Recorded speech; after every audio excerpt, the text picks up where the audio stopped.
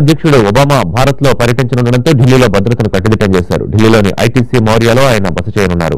ఈ హోటల్ కు దారితీసే అన్ని రహదారులను అంగుళం తనిఖీ చేసిన అధికారులు సుమారు 15,000 సీసీ కెమెరాలు అమర్చారు. సెంట్రల్ ఢిల్లీ నుంచి 400 కిలోమీటర్ల పరిధిలో నో ఫ్లై జోన్ గా ప్రకటించింది ప్రభుత్వం. ఢిల్లీలో భద్రతా ఏర్పాట్లను మా ప్రతినిధి ప్రసాద్ వివరిస్తారు.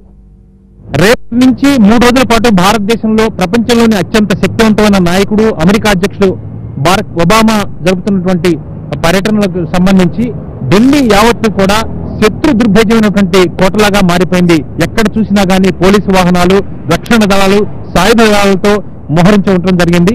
ప్రధానంగా ఈ 3 రోజుల పర్యటనలో ఒబామా ఉండబోయే హోటల్ మౌర్య షెరటన్ దగ్గర ఇప్పుడు మనం ఉన్నాము. ఇక్కడనే ఎయిర్పోర్ట్ కి సుమారు 8 నుంచి 10 కిలోమీటర్ల దూరంలో ఉన్నటువంటి ఈ మౌర్య షెరటన్ లోనే అమెరికా అధ్యక్షుడు బారక్ ఒబామా బస చేయనున్నారు. ప్రధానంగా ఈయన పర్యటనలో భాగంగా రక్షణ దళ అనేకమైనటువంటి చర్యలు తీసుకోవడం జరిగింది. సుమారు అన్ని రహదారుల్లో బరాక్ ఒబామా ప్రయాణం చేసి అన్ని రహదారుల్లో కూడా దాదాపు 15,000 కెమెరాలను వివిధ ప్రధాన రహదారుల్లో ఏర్పాటు చేయడం జరిగింది. అదేవిధంగా సుమారు రాష్ట్రపతి భవన్ నుంచి ఇండియా గేటు ఉండే రాజ్పథ్లో సుమారు 200 సీసీ కెమెరాలను కూడా ఏర్పాటు చేయడం జరిగింది.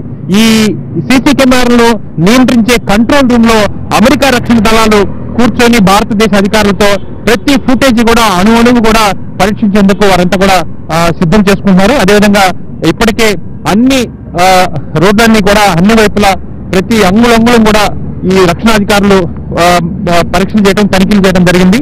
అదేవిధంగా రాజ్పథ్లో ఇప్పటికే గత వారంగా అన్ని వైపుల నుంచి కూడా పూర్తి స్థాయిలో దిగ్బంధనం చేయడం కూడా జరిగింది.